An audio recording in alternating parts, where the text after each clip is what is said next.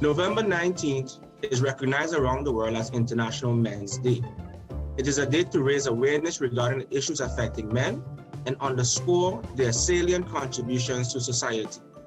To commemorate this significant date, we at the Department of Community Development, Family and Humanitarian Affairs proudly presents Things I Wish My Father Taught Me, a series of engaging and meaningful conversations where men from all walks of life will share their personal stories. The topics include fatherhood and importance of family, starting and managing a family business, manhood and self-discipline, living your life with purpose, and overcoming addictions from victim to victory.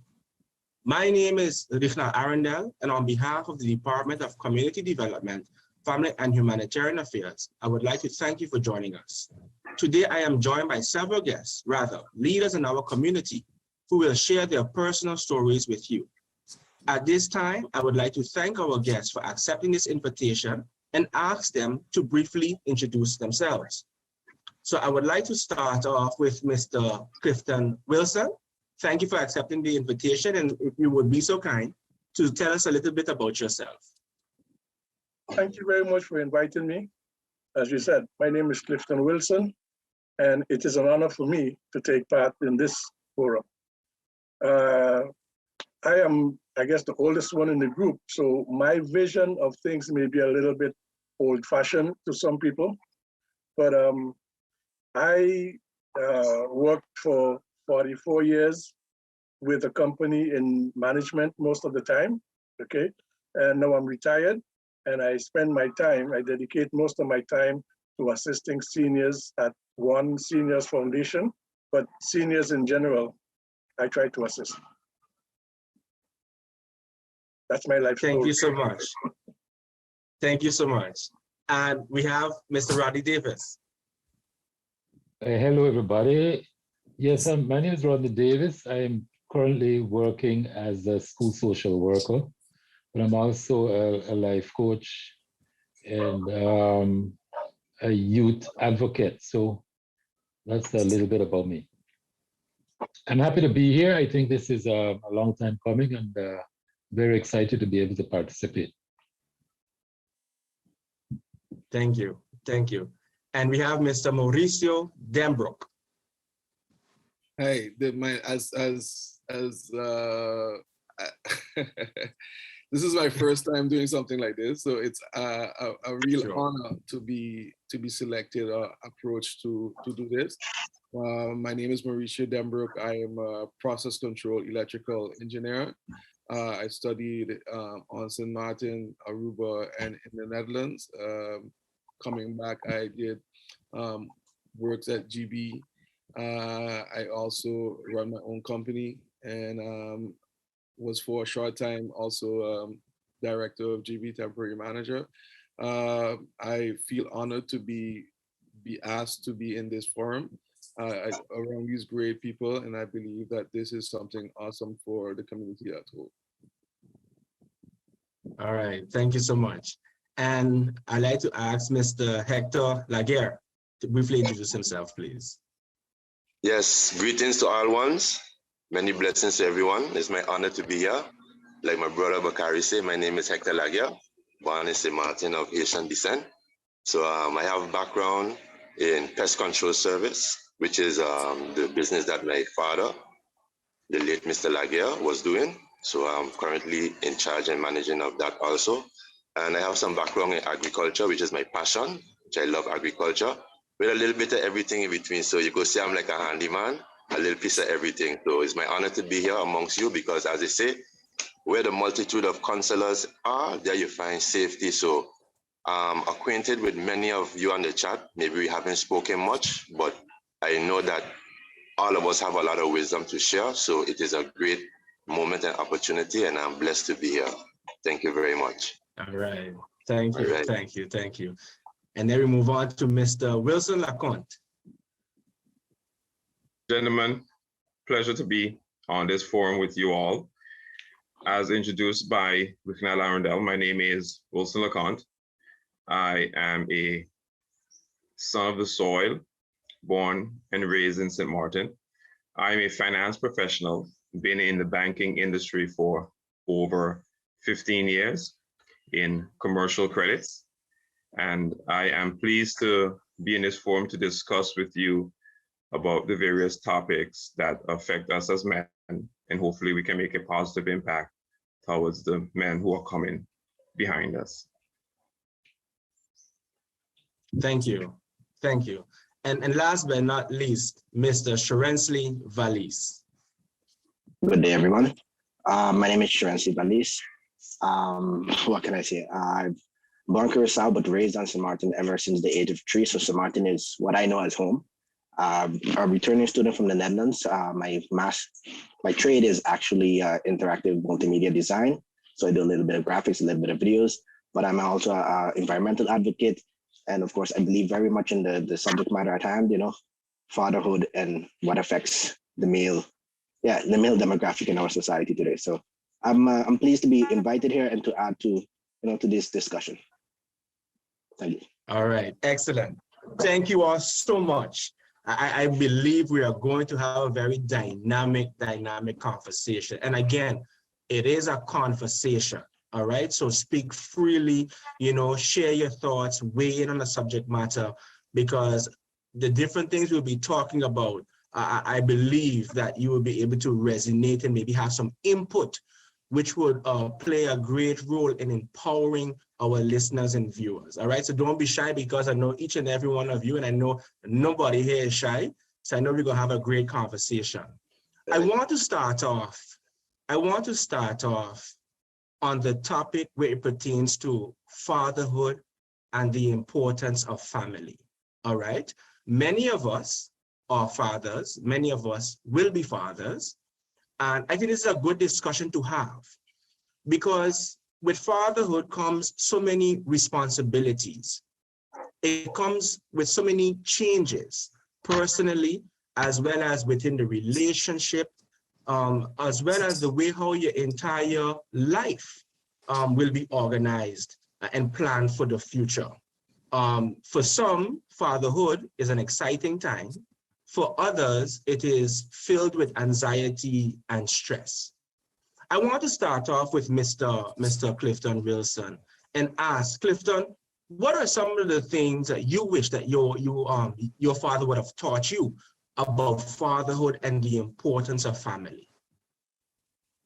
Well, to start off, I think everything that I know now, I wish my father had taught me. But the situation was that I didn't grow up in a house with my father. I was born in Aruba, and I came to St. Martin at the age 10 with my grandmother. My father was in Aruba, my mother was in Aruba, but we lived in French Quarter, and in French Quarter, it really was the village raising the child. And in my teenage years, I didn't exactly like that idea of everybody being your parent, so to speak. But as I matured, and I got a little bit older into my 20s, I realized that a lot of what they taught me made me the person that I am up to today. And so my father wasn't there to teach me all those things. There were telephone calls, and he focused on education and things like that. Yes, he did play a role in my life, but the brought-upsy, so to speak, as they would say in French Quarter, was really relatives in French Quarter, complete strangers in French Quarter, okay? And then there was one of my uncles in particular that I think my uncles were my heroes. And this uncle in particular was more than a hero to me. He made me feel important in the sense that when I had an issue to deal with and I went to him, he would sit down and listen. That's a very important part, okay? Because that's what I practiced in my life when I had children, but not only my children, anybody's child, that would talk with me, I would listen, because they deserve that respect, that you listen to them and you try to help sincerely. You don't brush them off. So while I won't say my father in particular, okay, I'll say elders back in French Quarter and my uncles, those are the people that brought me up to be who I am today. Okay, and I would like to ask Mr. Valise, right? Share with us, from your point of view. Okay. Well, I share a very similar backstory as Mr. Wilson. Born in Curacao, came to St. Martin at the age of 3. I didn't necessarily grow up in a household with my father, but my father showed me one of the most important lessons that I've learned, which is, continuously pursued to always be near your kids, regardless of the circumstances you fall in.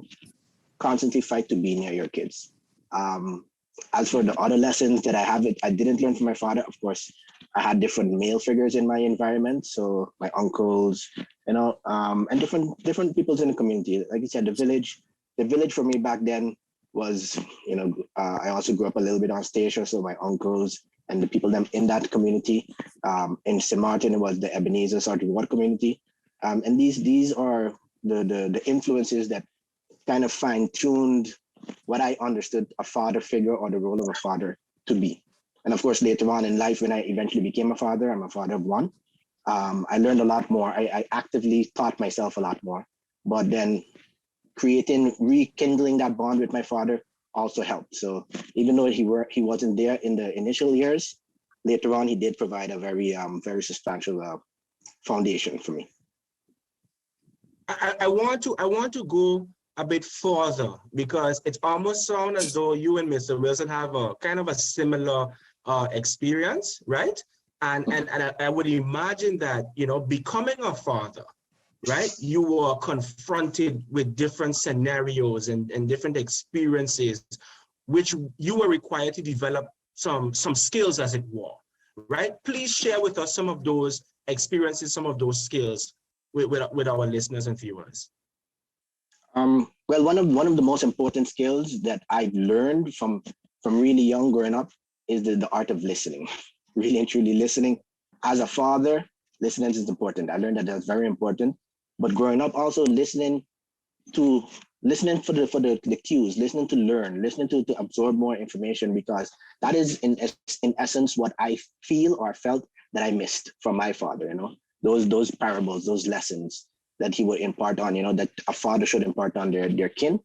Those are the things that I thought that I missed out on. So I actively made it a point to listen to my community, listen to my elders, listen to my environment, the people who had the experience that I didn't have. And then eventually, when I got the chance to finally rekindle the connection with my father, we had a conversation. We had a very, very vivid conversation. And yeah, I listened. I asked them questions, but I listened and listened and listened, because we learn a lot from our parents, because they have that experience, and that experience what you want to pass on to your kin. I like that. Mr. Wilson? Yeah, I totally agree with him. And, that listening part, man, because, like even, with my children, I would listen to them, hear them out, and then I would try something that my uncle had tried on me, and that is ask them to explain why they're doing something or why they don't want to do something.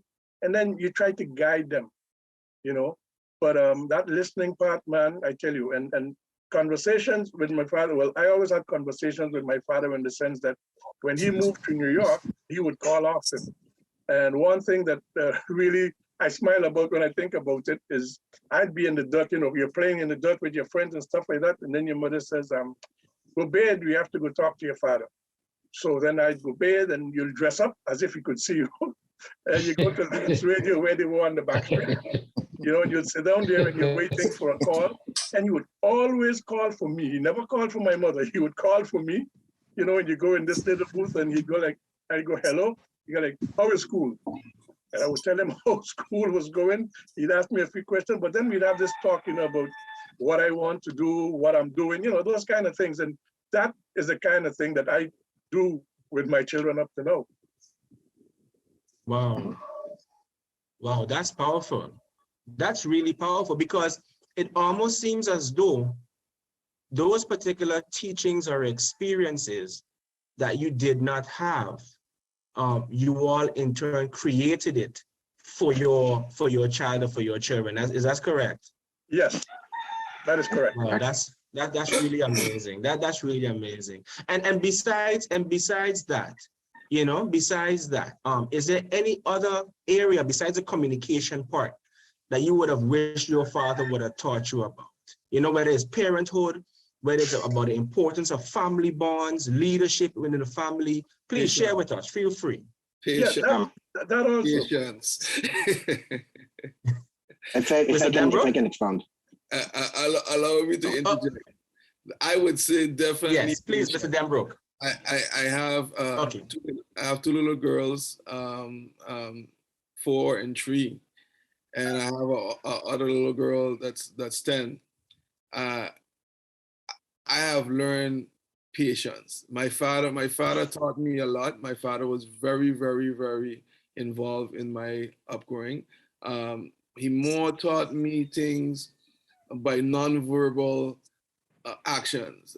I saw how he went along his life. I saw the things that he did, and based on those things, I've learned so much. I always call my father a parable man. When he finished talking to you, you don't necessarily have the answer, but you have a way to the answer, and he allows you to. He allowed me at that time to figure it out for myself. And one of the things that I've now learned is to have just patience. I think when it comes to listening to your kids, as the 2 previous gentlemen expressed, that is very true. And my children ask me 1,000 questions, and it's about taking the time out to actually just sit down and have the patience and put the things that you are busy with aside and just focus on what they want and what they need from you at that point in time. And I think that's what I've learned so much being a parent. Okay. I'm very curious to hear the experience of Mr. Wilson LeConte on this particular issue. It's so joyful to hear the many experiences thus far shared by the men on this forum. I share the sentiment of Denbrook. I grew up with a father, and in growing up with a father, you do not fully realize the impact he is having on your life. And in growing up, I grew up with a lot of young men, a lot of my friends without a father. And I remember one instant that stands out in my mind. I was over my friend's house and we were talking. I'm not too sure what the conversation was or what we were talking about, even to this very day, even though I tend to reflect hard on it to remember what the conversation was about. I can't really remember. But what stood out that evening is that he made a comment, but you have your father. You grew up with your mom and your dad. And I asked him, like, what do you mean? And he just brushed it off. And it never left me. And it never, I never fully understood why he said that. I guess it could be because I don't fully remember the conversation that we were having. But the point is that he realized that having a father in my life had an impact that he didn't have. My dad raised me with many nonverbal cues. My dad was not a verbal person, but he was an action person. He was a very present person. He is a very supportive person. In fact, my dad has been so supportive of me that it has given me confidence in my ideas. In fact, it has given me confidence in my pursuits to the point where that which I sought out to pursue, I wanted to pursue them to make him proud. And one of the things that he was, or still is, that he was very heavy on is education. And I just knew that that is something you don't mess with. In fact, my dad, from all my years, from primary school to high school, he always went for my report card. In observing how the teacher was trying to tell him about my behavior, it seemed that that was the minor part. He just wanted to know that I pass, or in St. Martin, we would commonly say, go over. That's all he cared about. And I picked up the cue that education was important. And therefore it set the tone and the pace and the focus for me to do well in school. But at the same time too, what I wish that my dad told me in the interim of that process is, how do you maintain a healthy balance? Because right then and there, I knew that if I did well in school, I can be a renegade as much as I want. I can talk as much as I want in class. I can do whatever I want in school. I literally can, I don't want to give no examples, but if I did well in school, I know for sure there will be no reprimand at home. But at the same time, that did not necessarily help me. Yet there are some behaviors that you need to have to go along with your performance as well. And I'm happy that I've picked it up early in life. And I believe that, same like one of my panelists said, that the village approach, it takes a village to raise a child. And when other individuals, senior individuals, saw certain behaviors, I mean, they would coach and speak to me and say, hey, there's something, you really need to curb this. And I'm happy that I got that type of advice. And I've seen in my work life where you see persons who are good performers, they are good workers, but they have terrible attitudes.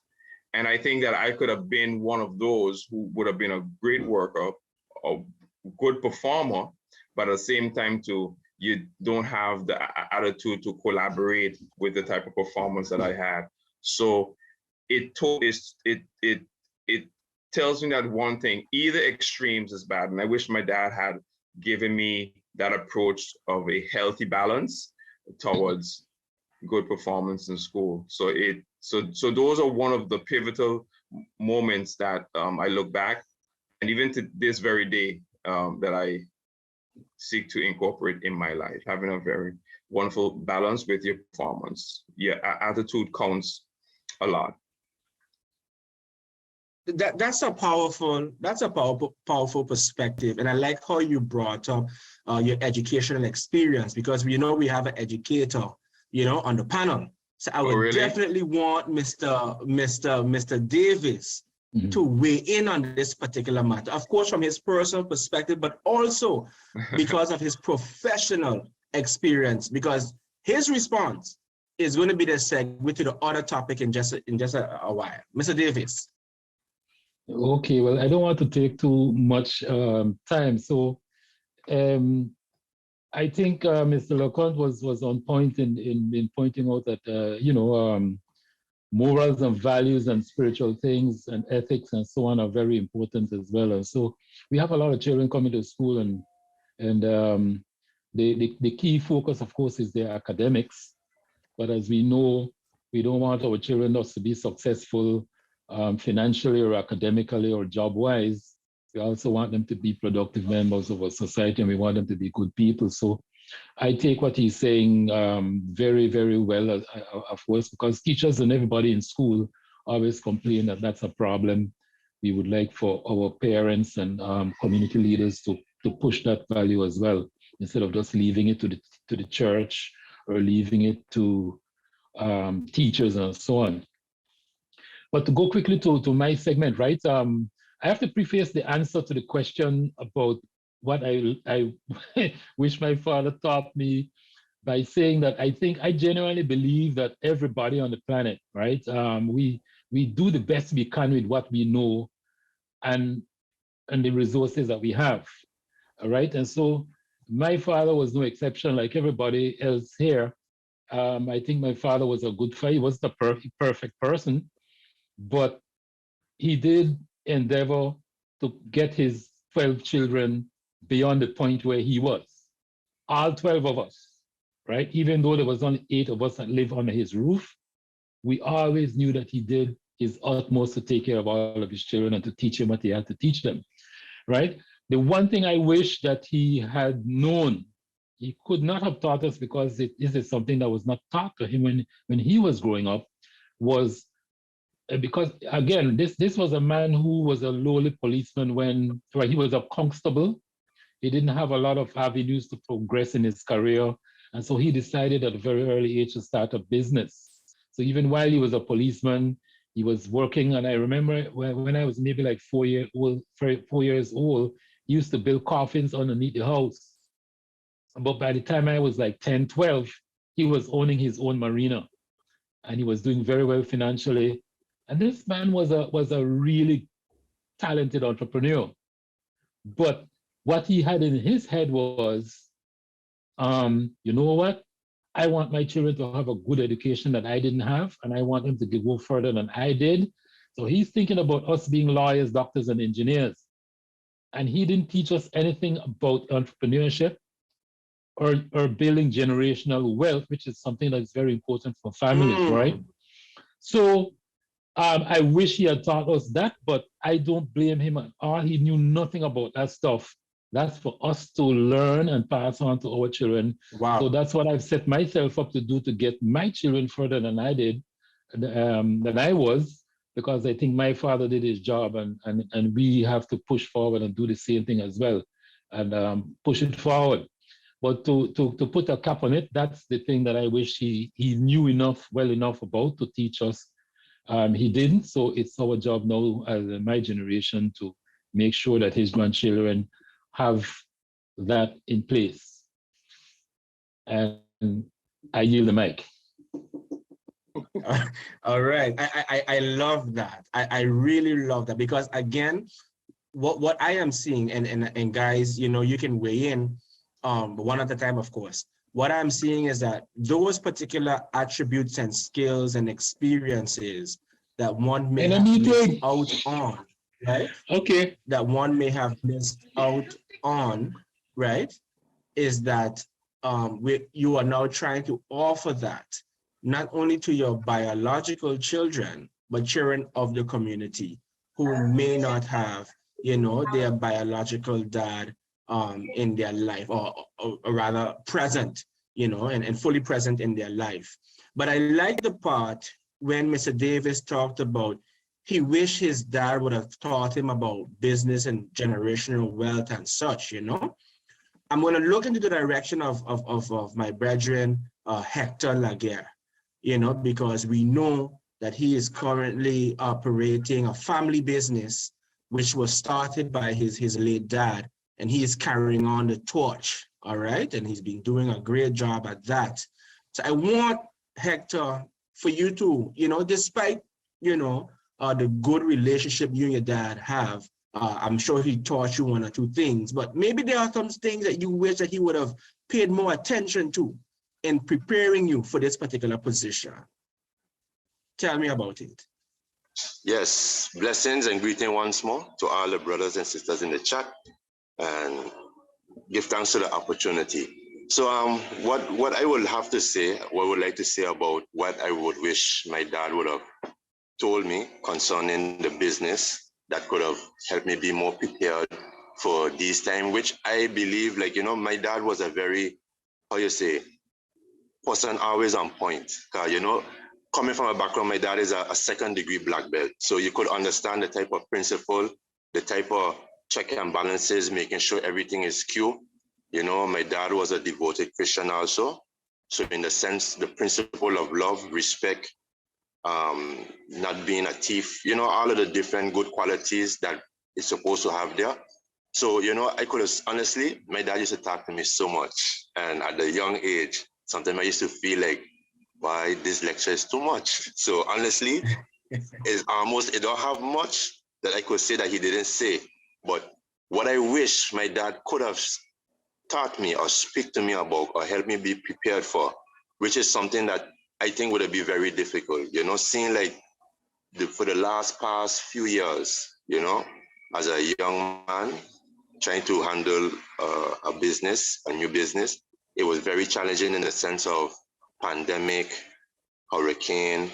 You know, we always know that you have to save for a rainy weather, but the way how that came about and the way how that impacted the world, it almost looked like it's something that I have to make that experience now so that I could probably pass on to my dad, because you know what the world is experiencing.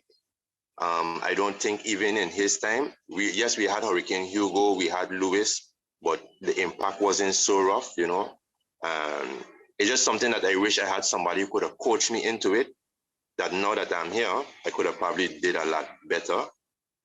But then differently to that, you know, differently to that, because he told me everything about being on time, being punctual, doing the work properly, because as a small company too, my dad never had much publicity, but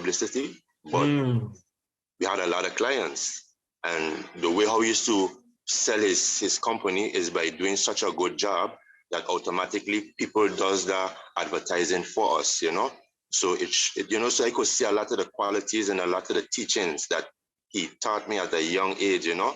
And he even had a time and age that my late dad always used to say, you know, son, one of these days I'm not gonna be here. And I used to say, like, in my young 20s, I said, but what my father talking about this for? Like, you know, like if he, you know, like it's like he wants to go tomorrow. And that used to be in the thought of my mind. But, you know, when I know that the time come and I see how well prepared I am, because before my dad passed, I had like many years, my dad was able to do only the administrative work of the business, and I would take on all the physical work itself, the workload, and that gave him the opportunity to contribute into teaching the children them football, because my dad is a member of the CONCACAF Football Association. So he had a lot of activities with the children, teaching them football, even the taekwondo. So I see where all my dad did teach me, help me and also him to contribute to society. But I wish my dad did have that vision of, son, by the time I pass this into your hand, within the 2-3 years you're having this, it's gonna be this lockdown, you know, because within the lockdown, I was feeling so good in the sense that I seen that everything he taught me was going into place. But then when the lockdown to just stay home and I couldn't move, the only thing I was seeing myself doing was just paying out all the little dividends and the little, you know, that it was accumulating to, how you say, project myself with a plan to go forward in the future. That got showed off. But in all, I still see that, you know, certain things that he didn't tell me, it's still for me to get my experience. Because if we tell you everything, then we wouldn't build your experience to pass on, because from every generation, that experience is built and then pass on and pass on. That's where we are today. You know, like maybe 1,000 years ago, we wouldn't have all of this knowledge. But with every generation, just so he was a man, today we are the men. And he's gonna go through stuff that probably his parents didn't go through, and they have to pass on that knowledge. So in all, I hope that the way how I express myself, that we get a little understanding, okay? Because like I said, Mr. Lagia, he was on point. Mr. Lagia never sleep. He used to drill and touch everything that I can't really think of nothing that I could have wished he could have taught me that he didn't teach me already. So what I could say, blessings onto that, you know? Yeah. Okay, give thanks. Give thanks. Yeah, I like that. I like the part about recognizing the need for coaching, you know, and that support, especially during what was to many a very big and serious period, you know, during the pandemic, you know, because I can imagine that many family businesses, many small businesses in particular, really took a big hit, especially coming on the heels of Hurricane Irma, you know. I want to invite Mr. Dembrook, because he's also the director, right, of his particular family business. And I'm curious to hear, you know what I mean, his thoughts, his reflections about what he wished his dad would have taught him about business. Mr. Dembrook. Well, thank you again for having me. Well, for me, it was, I was born on Statia, and I left home at about 15 years old. So when it comes to entrepreneurship, my dad, what I learned from my dad, because he was also a business person, I was only by seeing him perform. But at 15, you don't know much, you know, you could only see certain things. But as you get older, you can kind of piece everything together, like what he was doing. But in terms of that, I wish he would tell me how difficult it was. Running a business or making sure that everyone around you, as a business owner and with employees, you have the responsibility of not only your family, but the family of all the people that work for you. The moment that you don't do your job well, you are not only affecting your family, you're affecting other families as well. In terms of what the gentleman said before, during the lockdown, I chose not to lay off anyone. I chose to make sure that everyone got paid so that they could take care of the things that they could do. And you notice so much, and it struck home to see how important you are in the lives of not only your kids, but in the kids of the employees that you have working for you. That's a difficult and very heavy responsibility. I wish my father told me how difficult it would be. You spend a lot of sleepless nights trying to figure out what's your next approach, how you're gonna deal with things. Yes. And as a business owner, you need to find a balance between being technically sound and making sure that everything in your business is going well, and also being an entrepreneur in terms of finances. Because as an engineer, you only look at the technical aspect of things. Does it work well? Is it what is the quality? How are those things put together? But as an entrepreneur, you have to look at the finance part about it. You know, if I made something that was a superior quality and would never break, I'll be out of business in the next 5 years. So, you know, you need to look. I wish my dad would have told me more about that, because it is a very, very, very difficult task. It's very rewarding as well. I believe I have grown much more in the time that I was a business owner than as an employee, because you see so many different aspects. You have to look about finances, you have to look about human resources, you have to know a little bit about everything, and all the problems are yours and all the benefits for the employees.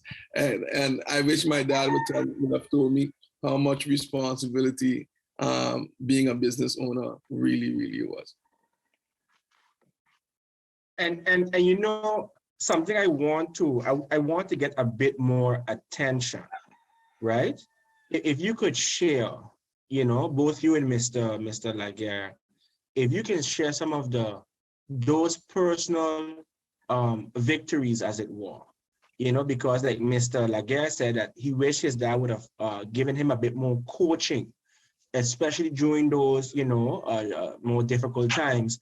And of course, you would have wished your dad would have given you a bit more insight about the large responsibility, you know, of not only taking care of your employees, but also basically of their families. Now, you must have developed or drawn upon some skills, some internal resources.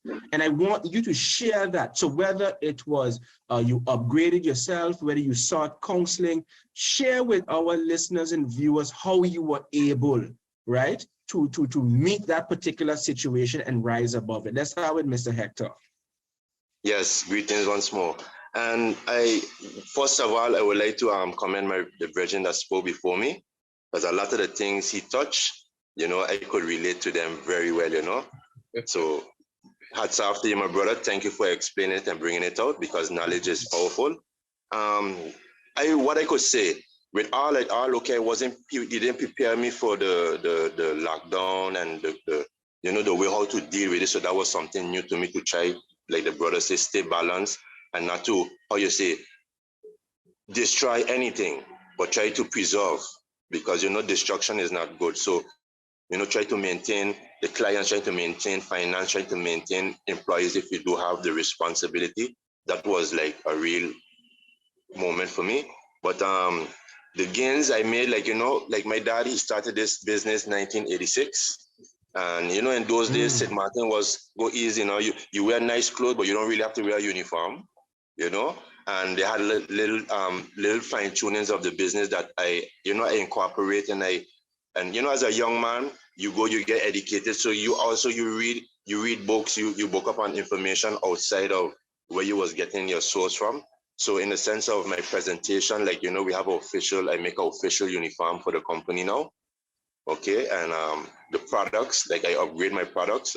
We always used to, you know, people used to request about eco-friendly products, unscented products, you know, and my dad also used to use products in that day that me working with him, because like how I started to take on the workload and he would mostly do the administrative work, I would be the one in the field.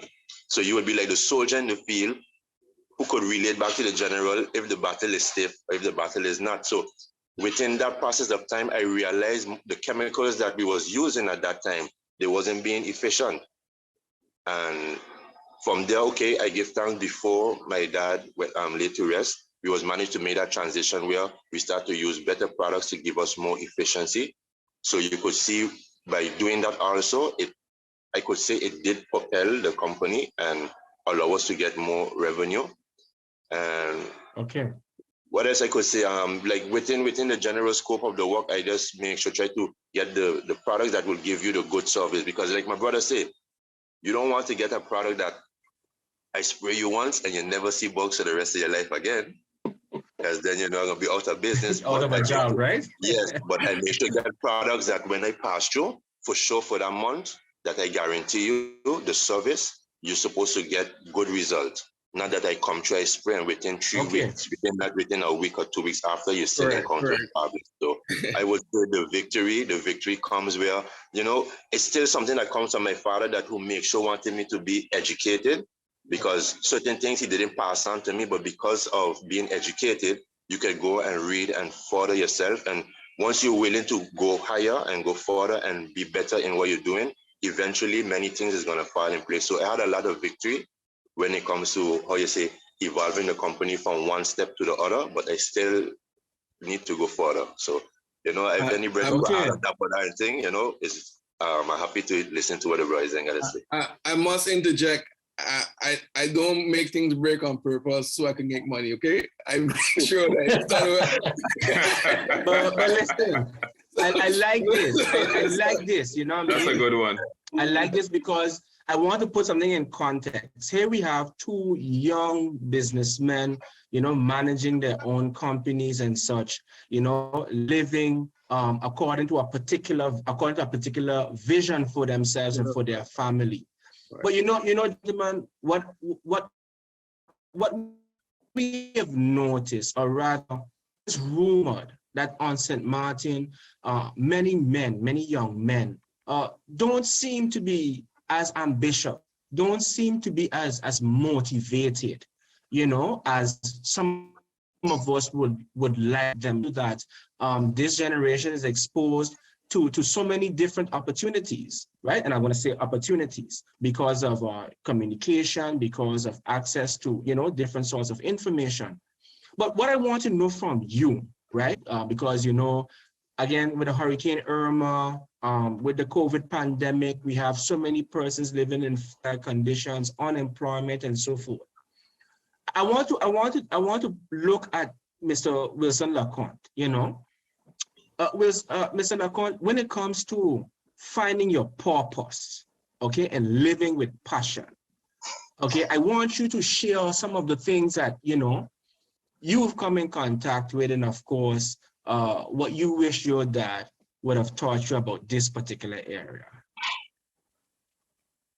My dad was very supportive, and I'm his only son, and I guess you can see why.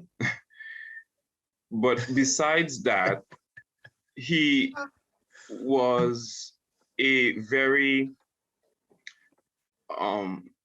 action-oriented person. So if I had an idea, my dad would agree with me. He would support me. He said, okay, let's give it a try. And in so doing, finding purpose to me is to a certain extent trial and error. Right. You try certain things, you don't like it.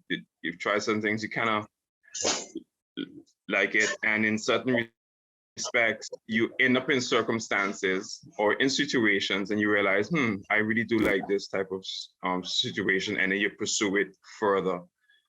But in the support that my dad gave me, and then you keep hearing people who would say, find your purpose, or in this case with the entrepreneurs we have on our panel, you will hear persons who say, find a job that you like, and if you do it, you'll not be working another day of your life. You never have to work. Correct. Yeah, to some extent. But what a lot of people don't say is that the degree of difficulty sometimes in finding your purpose.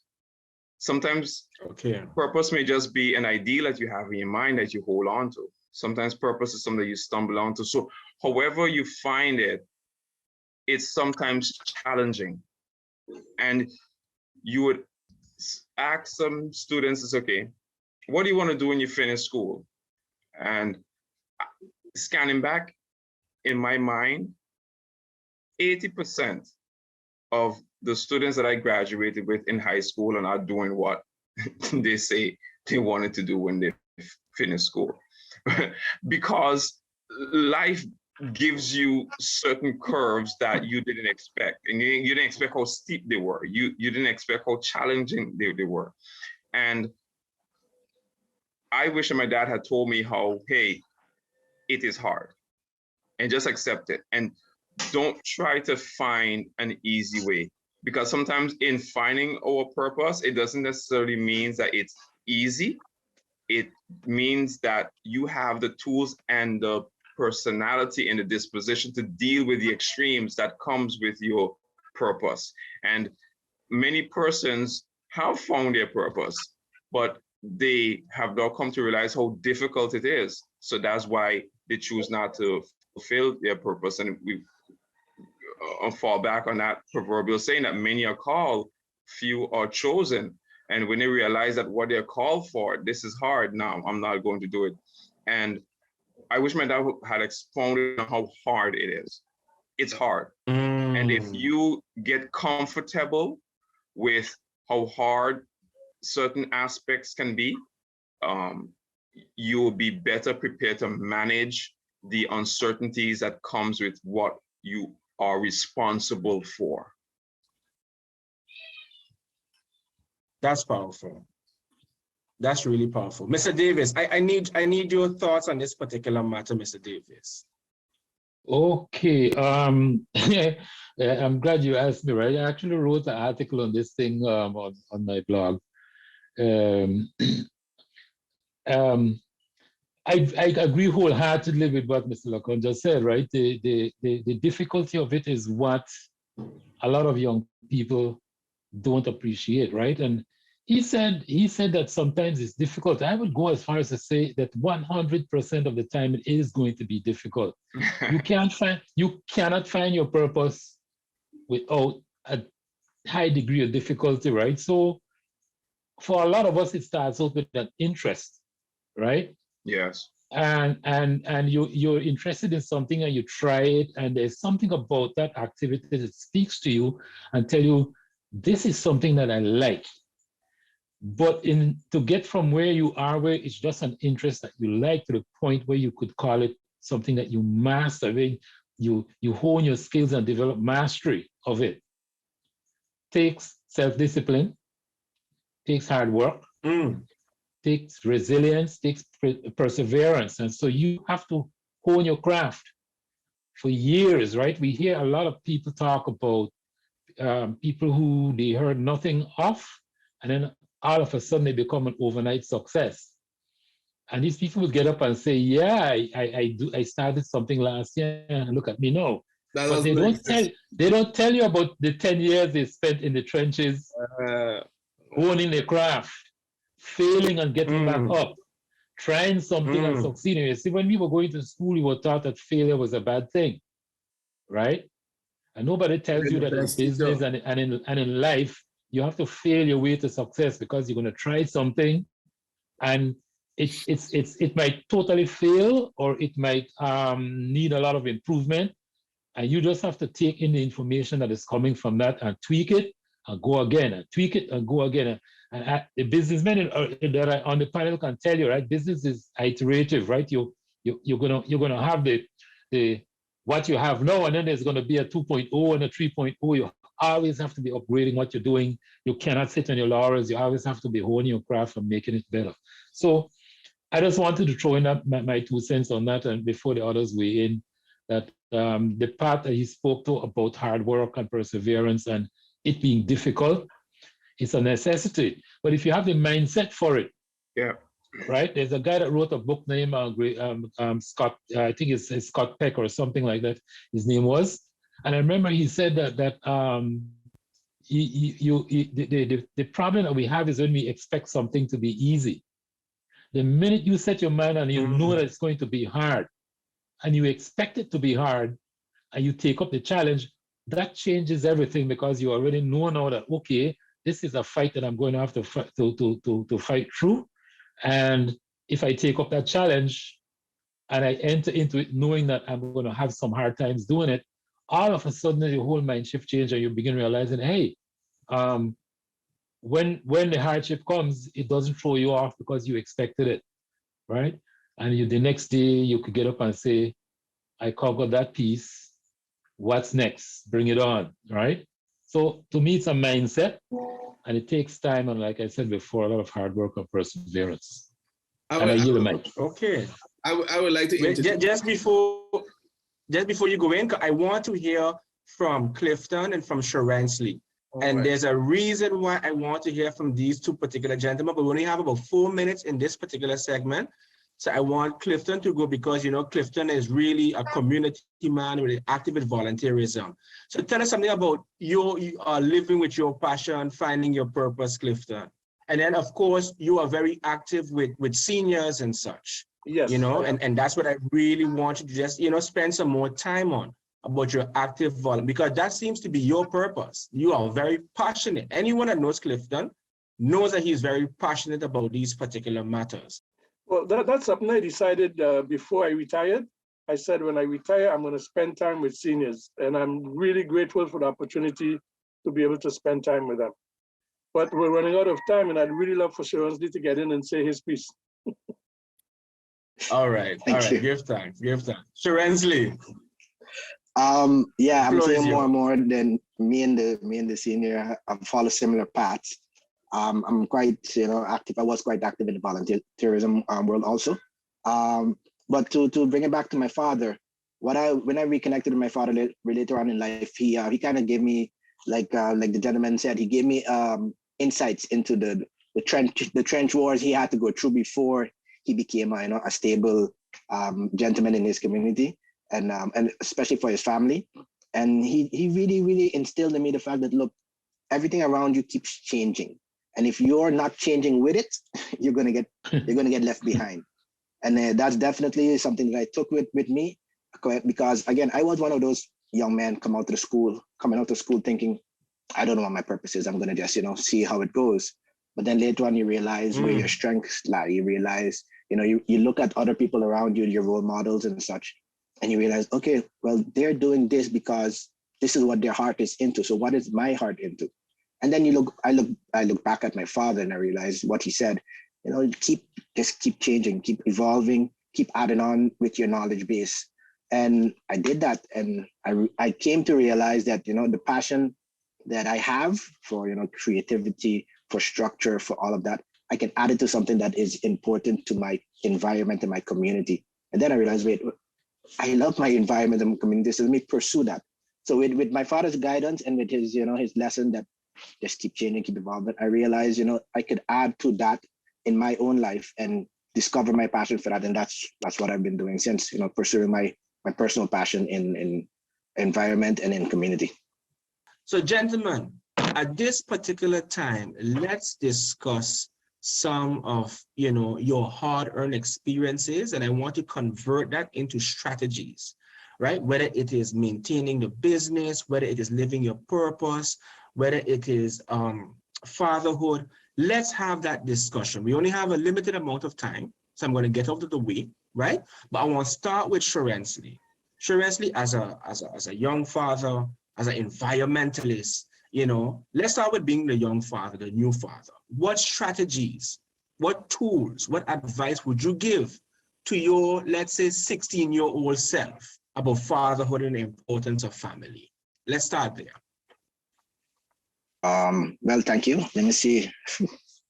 I'm only in the game for a few years, indeed, as a father, and I'm watching this personality blossom, which is amazing in itself.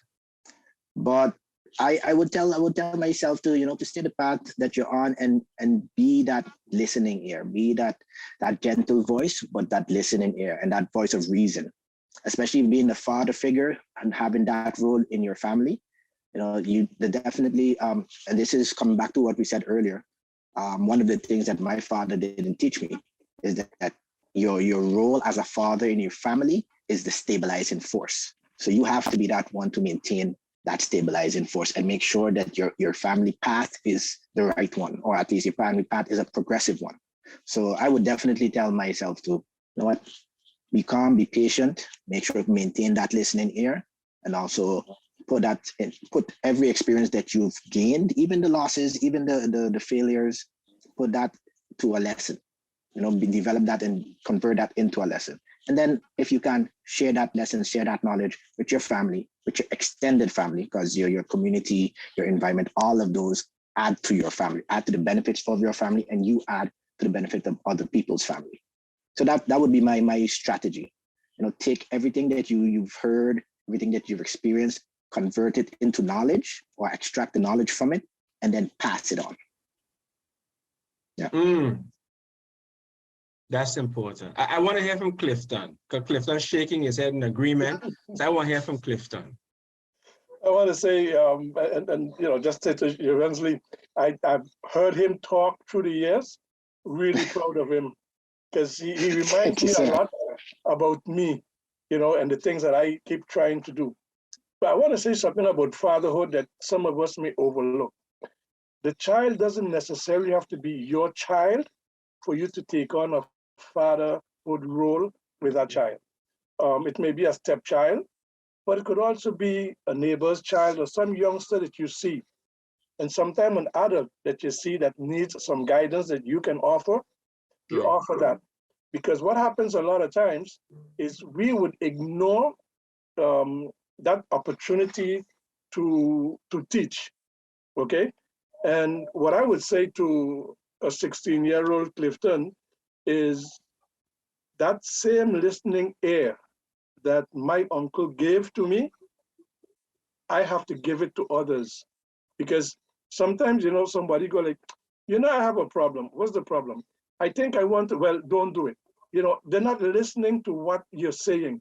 Hear that person out, because you can learn from it too. But when you listen to that person, first thing you do is you assign value to that person. They feel better already knowing that you're listening, okay? And when you try to help honestly, try to be sincere about the help you're offering, because that is how that person will learn. If you just give them a smoke and a dance, the bull crap kind of or something to just push them off, you're not helping them and you're really not helping yourself, because you may end up believing the bull crap that you tell them. But if you be sincere with them, you'd be surprised how much we could learn from young people, okay? And up to today, I say it all the time, I could learn from young people, I could try to help young people to learn, but you got to be sincere when you're trying to do it. So a young me, I would say, listen, okay, so you could learn, and also be sincere in trying to help. Wow. That's basically it. Wow. I'm going to tell you, Clifton, those who are going to speak after you, Insurance, you have a very tough job to beat that one. But let me get them the benefit of the doubt. All right, let me get them the benefit of the doubt. Mr. LeConte. The setbacks, failures are not a final destination. And that is something that we must bear in mind. And that is something that I have learned from my father by observation. I've never heard my dad complain. And that is the honest truth. I've never heard my dad complain. My dad was an employee for X amount of years. And I believe right about before I went high school, my dad decided to become self-employed. And with the sentiments being expressed here by our entrepreneurs, self-employment is not the most easiest route to earn an income. And there were times when you saw the household had plenty, and there were times when things was like, what's going on here? But as you grow up, you understand those were the highs and the lows, and my dad never complained. And I have adopted that vicariously through observation with him. And it can be a good character, and it also can be a bad character, because there are times when setbacks happen. You need to voice your opinion. You need to state your frustration. And as they say, the squeaky wheel gets the grease. So what I've learned is that in setbacks, they are not final destinations, but my dad have allowed me to know that when those things happen, is dig deep to have thinking time. There were many times when I saw my dad was alone and maybe in the back of the yard or on the porch by himself. And I just thought that he just want to be distant. No, but it was his thinking time. And that has taught me that no matter what happened, the answer that you are looking for is within you. And more so for me, growing up in a household of faith, it was even more so that when challenging times come, I can lean on the faith that my father has passed on to me as a Christian. And I've learned to not only see it as something that you do on a Sunday, but it's something that you practice in your day-to-day life. And so that has really taught me how to strategize, how to deal with difficult people, how to deal with challenging situations, and how to obtain goals and to move from one level to the next, and how to stay patient when things are not going your way. That is something that I had to learn. And even now I'm learning that it's like how to just be patient when things are going your way. You're skilled, you've done all that you can do, you are connected who you need to be connected with. For some reason, things are not going your way. And it's perfectly okay, you know? And so mindset to me in challenging times play a big, big, big deal. And I see a lot of young people lack the inability to handle stress. And to me, I think it's something that's important to know how to do. And I'm very compassionate with persons who are on the side of short-temperedness towards certain things, or maybe they are withdrawn to certain situations, because all of us are built differently. And what I know now is what I've come to learn. But I've realized that to learn it, you gotta stay in the challenging situation to learn the lesson of it. All right. Give thanks. Mr. Dembrook, I want to hear from you. Share that wisdom with us, man. Wisdom is the great hero. So therefore, I would say Mr. Wilson is the man of the wisdom on this panel. But I got you. In terms of what Wilson was saying, is I concur with him 100%. It's amazing that we all grew up in different atmosphere within different families, but things are so much the same. I find myself doing the same thing that Wilson's father used to do, is create that time that you could think. I would get up in the night at 2 o'clock in the morning and just go outside by myself to be able to kind of compartmentalize all the things, what needs to go here, what needs to go there, and how do you form organization within your head in all the chaos that goes on outside your space. And I think what's really important is that you only bother with the things that you can change or that you have authority to change. And, Yeah. and in fact, you would realize that those things are a lot smaller than you think. The only person you have real control over is yourself. And that's where you need to focus to be able to face whatever challenges happen. And sometimes you need to also embrace the challenge, because when a challenge comes, the challenge doesn't get easier, it only gets more difficult, but you also get stronger. If you go to the gym and there are no weights, and you'll come up fat like me. And so at the end of the day, challenges are life's weights in the gym of life. And those things are very important for you also, because what was a big challenge for me in the past is now an easy challenge, and I walk over it as nothing. And I think for my baby daughter who was starting to walk, that was her biggest hurdle, how to get up on her 2 feet and walk. But all of us do that on a day-to-day basis without even thinking about it. So I think it's important that you understand that challenges is growth, and the more challenges comes to you, you can accept them and stand up towards them and move forward. All right, thank you. Thank you. Hector, Mr. Laguerre. So first of all, what I would like to say is, I don't want to try to repeat too much, but like the brethren that been speaking, I find we all are from different house, but it boils down like in one part. And many of the things that they have spoken is some of the pointers that I would make mention. Patience is very important, right? The brethren make mention of that. So what I would add to it, in the time of our parents, they didn't have much technology. And as a young person, I see when me going to the YouTube or Google and just inquiring information by the sources. So I would encourage the youths them, don't leave technology be too much of entertainment and fun. It's something like reggae music. When it's around, you feel no pain, but it doesn't stop or change the situation that you are blind to from the moment. So we should also try our best to always use technology to answer some of the little questions, some of the little, little advices, or the little way to go around certain things to, how you say, make us completely whole. Differently to the technology, as an individual, I see one really need the patience, the long suffering, and all of those good qualities of character is very important for one and one to be prosperous in all that they're doing, And what I would say,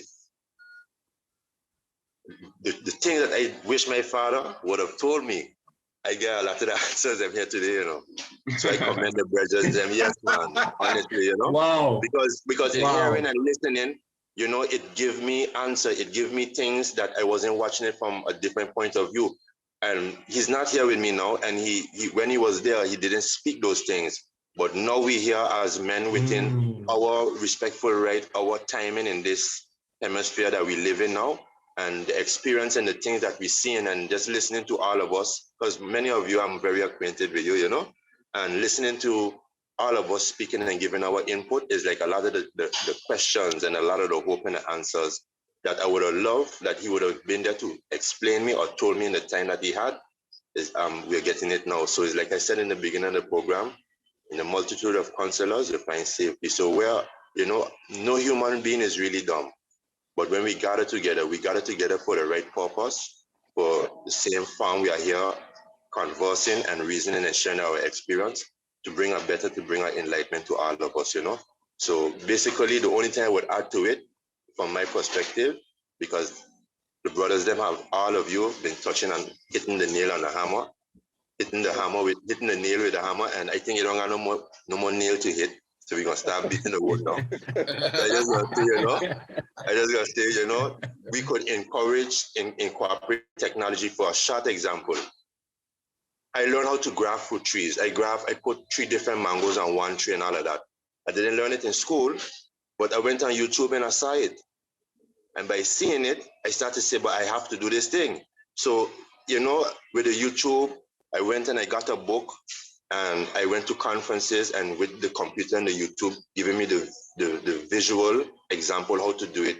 Today I could say I graft many trees that I even eat from them, you know? So it shows you a farm where technology can help us to improve ourselves with whatever our parents did pass on to us, you know? So it's like a helpmate, and I think it will make us stronger and make us more powerful with what we already know. So that's my 2 cents. Blessings. Thank you for that. Yes, my Thank brother. you for that. Thank you for that. And last but not least, I have to change and say that wisdom don't only come with gray hairs, because it's man a lot of wisdom right there. Yeah, you want me to tell you a secret? Indeed. A couple of days ago, I pulled out the Indeed. pastor I had there. You pull out? I pulled out the pastor I had there. Nice. Mr. All right. Davis, we want to hear from you. With all that has been said, Mr. Davis, we want to hear from you still. We know you have so much to offer us also. No, there's so much wisdom in the room right there. I don't have a whole lot more to add, right? One thing I want to mention, because you talk a little bit about fatherhood, and you talk also a little bit about talking to the youth in school, especially the teenagers. And I want to say something briefly to both of them. For the kids in school, to me, mindset is everything, right? And this was mentioned before, right? That people have to understand that what you think determines how you feel. How you feel determines your behavior, and your behavior determines your outcome. Nowhere in there did we hear anything about what the other person says, thinks, or do. It's all an inside job. So your job is to really get the correct mindset. Yeah. Manage your mind, and everything else gonna flow. But everybody else said that before, they just said it in a different way, right? So like I said, there's a lot of wisdom in a room. And then the part that has to do with fatherhood, right? The one thing I come across all the time dealing with parents for over 30 years, right, is a lot of times they try to discipline, and it's very difficult to discipline a child you have no relationship with. Wow. And relationship is something that comes and goes, right? A relationship is not something that you have today, and because you have it today and you and your child have a close bond, it guarantees you're gonna have a close bond next week, right? From the relationship point of view, it's about what have you done for me lately, right? So, Very true. The relationship is something you have to maintain, right? And so a lot of times we want to discipline and we want to influence and we want to counsel and guide, when in actual fact, what the situation calls for is just to spend some time, right? Without counseling, guiding, or being a father, I think you just want to spend some time. There's an intrinsic value to spending time with a youngster and playing a game, shooting some hoops, changing the oil in the car, going to have a meal at the restaurant, just that self. Because like somebody said before, action speaks louder than words, right? And what you're saying without saying it in words is,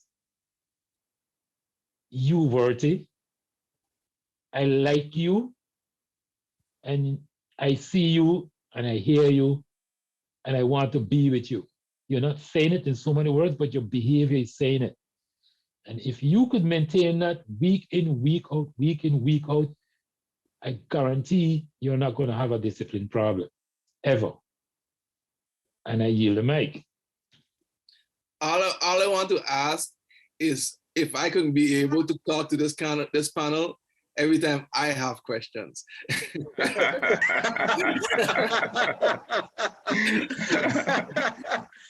That's a good one. I think that's a noble. I think that's a noble request. I think it's legitimate. You understand? And I really want to wholeheartedly, thank everyone for sharing their stories, providing advice, and of course, just being so free and basically unscripted when it comes to these particular matters. And I am sure that persons young at heart would have been edified by what they heard, right? There is no doubt in my mind that we can go even deeper into the subject matter, perhaps that could be something for a follow-up at the next time, right? Who knows? It could be much sooner rather than later, as we would say in the community, to keep that fire burning, of course. But we do feel that, and based on the response, that there is a need for such discussions amongst men talking about different topics. Now, to be fair, there is a lot of topics that we did not touch. We did not touch addictions. We did not touch mental health. We did not touch courting, dating, marriage, breakups, and the list goes on and on. So this should not be seen as the end of a discussion, right? But rather we are going to take a pause. We are going to regroup, and we have to revisit these topics sooner rather than later, because I believe that it is necessary, right? And there are so many young men, and again, young at heart, who can benefit from this information.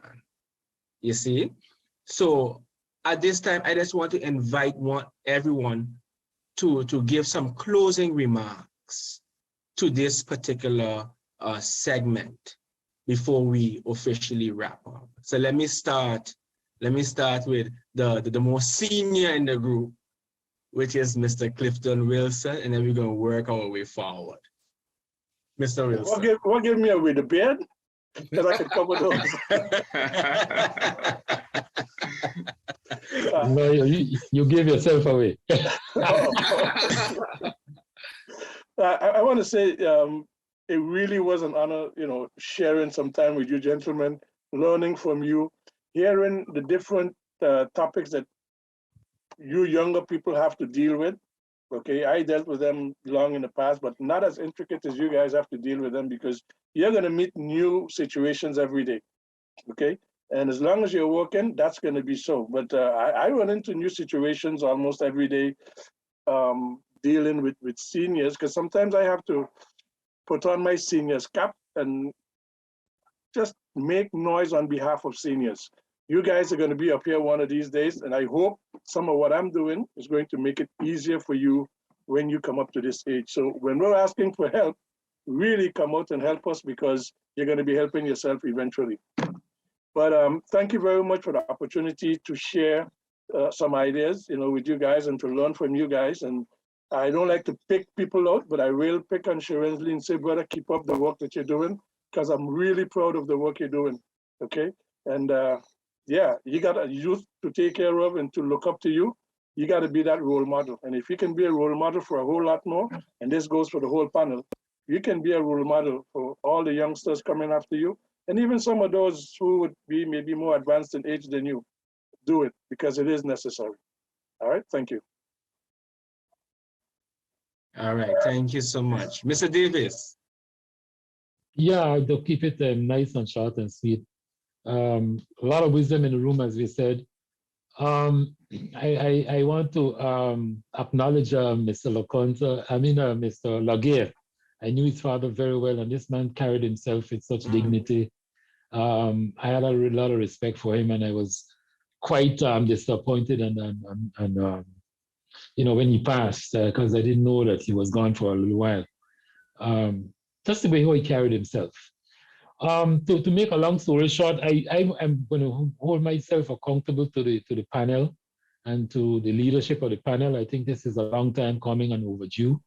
I write a blog I want everybody to follow. It's at teachlifeskills.com. If you see something up there to subscribe, do so, because some of these same topics I go in depth into. And so for the future panels that are coming, I'm committed to participating at whatever level you guys want me to participate at. I think this is a really, really worthy endeavor, and so I'm committed. And yes, I yield the mic. All right, thank you so much. We're going to definitely take you up on that offer. We have about 8 more minutes left, so I'm going to pass on to Mr. Dembrook for his closing remarks. Well, I think I am I'm so honored to have the opportunity to contribute to all these wise and experienced persons on the panel.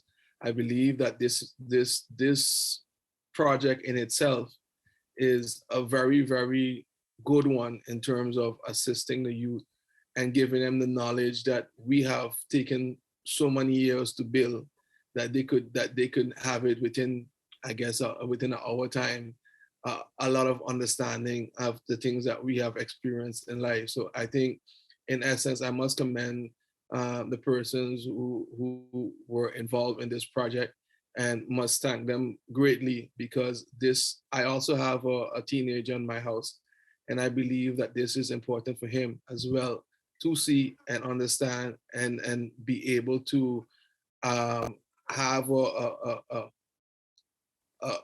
how to call it, a crystal ball in the future a little bit, to see what the challenges that all these men has been going through. And even though we all live in different places, experience life in a very common way. So in terms of that, I must say I appreciate the ability to contribute to this, and I appreciate that you guys put this together. I think this is the first step in helping our community grow, and with structure and togetherness. So I must thank and commend you. I must single out what the gentleman name is, the guy from Pest Control. Hector. Mr. Laguerre. Hector Yes, Laguerre. like yeah, I jealous the way that he's able to expound and bring himself forward. So with that concern, I think those are really good qualities that anyone watching this would be able to pick up on. All right, thank you so much. And we now move on to Mr. Wilson LeConte. First, I would like to commend you, Wichnal, and the team and the backbone person who's making this work. I'm not too sure if I'm allowed to call names, but it's worthy to be mentioned, Ruby, for the dedication that this project have been done by you and her. I'm trusting that the advice and the wisdom and the understanding and the knowledge that is expounded here will live beyond our lifetime, and it will have a moral, positive, and productive impact in our community. And when I think about a panel like this, I reminiscent in time past where we would bring in persons from abroad, because we always believe that on small islands that there's not enough knowledge and understanding and wisdom. We have to bring someone from abroad. And in so doing, we weren't being able to get the type of advice that is localized to us. So I think for that, the insight has been brought to you, and the courage and the resilience to make this happen, Wichnal, and my hats go off to you. Thank you so much. Thank you so much for that. And then we move on to Hector, Mr. Hector Laguerre. Yes, greeting once more. And like I say, like all the brethren have said, the multitude of counselors, you know. And when I see this gives me the expression is like what Father is, you know. We prepare, we shape, we mold, and that will guarantees a future, because I believe what we're doing now, it always had great men within every generation who was doing this work. And whether the mantle was passed on verbally or physically, but it's passed on spiritually, because they say once certain things is speaking into existence, it's already in existence amongst all man. So it's just a natural mistake before we pick it up. So I really appreciate this, because as a man that walked in many congregations and many gatherings, that when you go into a good gathering, for example, someone who goes to church, when they come out of church, they feel renewed, they feel strong, they feel filled, they feel like they have answers, they feel like they have hope. This is the same feeling I got this morning, sitting down reasoning with my brothers and my brother Wichnal. You know, I always commend you for your effort and your behavior and your character. It is very important, and I always gonna pray that the Creator continue to give you this strength and give the lady Miss Ruby, who is working with you, and everyone that supports you, because you always been bringing forth good for the community. Jehovah, so what I would like to say to all my brothers them, thank you. You understand? Thank you for being part, and thank you also for me being here, because I for sure learn and I feel a lot better. Whether it was something I was lacking or not, but just naturally having this conversation today, I feel real good, and I'm looking forward to continue being part of it. And even hope one of these days we could, even if we don't put it on air, but we could sit down together, man. Whether it be Emilia Wilson Park, whether it be somewhere that we could sit down in a peaceful environment and continue sharing. Because as a young man, I had a lot of friends my age, but I grew with a lot of older people because I was very thirsty for wisdom, and I know wisdom came from elders. So this is something I always admire. Blessed Lord. All right. Give thanks. And last but not least, Mr. Sherensly Valise. Yes, sir. So I'm quite familiar with a lot of people on the panel. Sorry if the audio changed a little bit. So let me just go down the line really quick. Hector, you know, from back in school, coming up, trust me, all those little wisdoms that you impart, they stick. Yeah, blessing. You've come from since then. No, man, very proud. I say, Mr. Denver, you know, from our station days and then meeting up at different times in our lives. Amen. Amen to all the wisdom that you impart and that structural thinking, that entrepreneurship. It's a blessing, brother. Keep pushing, keep pushing. I'm not too familiar with Mr. LeConte and Mr. Davis, but the wisdom that I've heard today, it's very inspirational. Definitely, it resonates with me, and you know, it makes me feel good that I've heard those lessons, similar lessons, conveyed in different ways, but doing the part that you guys are doing, because it's very important, it's very vital. The mindset is important, and definitely knowing that after you push through the edges, you can come out and become the person who you aspire to be. That is something all men should understand and you know, use that as a motivating force. And of course, Mr. Wilson, yeah, from the time I came back to St. Martin from Holland, the elder, you have been my inspiration, because throughout the different communities, the different aspects, you vocalizing your thoughts on everything has showed me that, you know what, my voice matters too. And definitely the path that I've continued on is because of inspiring people like you. And lastly but not least, of course, Bakari, you know, they might mistake us for each other, but I really do believe we are spiritual twins. So definitely keep on the path that you are on, because it is vital for our community. And yeah, to me, myself, I really appreciate everything that you have done yourselves. So my last word would be, you know what, every lesson that we learn, don't leave it fall on deaf ears. Don't leave it fall on the wayside. Apply it. Apply it, if not in ourselves, in our children. That is our goal as men. Ladies and gentlemen, we've come to the end of our discussion.